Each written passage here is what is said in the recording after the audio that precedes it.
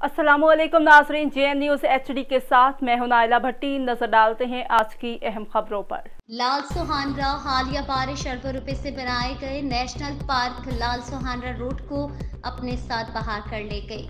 Road के दोनों अतराफ गुज़िश्ता कई सालों से गड्ढे पुर नहीं किए जाते। कमिश्नर बहावलपुर राजा जहांगीर अनवर और डिप्टी कमिश्नर इरफान काटिया से फौरी नोटिस देने का मुतालबा किया है।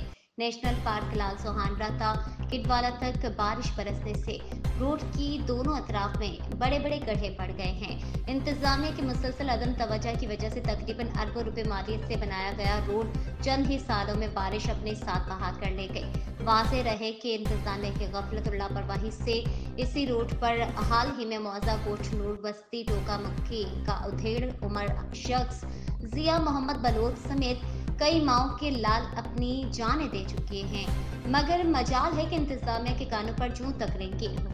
नेशनल पार्क लाल सोहानरा में आने वाले सयाह भी अक्सर हादसात का शिकार हो जाते हैं, जिनमें ज्यादा तादाद नौजवान स्टूडेंट्स की है, जिनमें बशमूल स्टूडेंट्स लड़कियां और असातिज़ा कराम भी शामिल हैं। शहरियों अल्लाह जोया, मोहम्मद फारूक, नज़ीर अहमद, चौधरी सलीम, मोहम्मद असलम, मोहम्मद एजाज, तबस्सुम और दीगर ने कमिश्नर बहावलपुर राजा जहांगीर अनवर और डिप्टी कमिश्नर बहावलपुर इरफान अली काठिया से पुरजोर अपील की है कि नेशनल पार्क लाल सोहानरा रोड किटवाला तक दोनों अतराफ से गड्ढे पुर किए जाएं और गफलत बरतने वाले मुतालिका महकमे के मुलाजमीन के खिलाफ कार्रवाई की जाए, जिनकी लापरवाही से हुकूमत पंजाब के अरबों से बनाए गए रोड नाकारा हो चुके हैं।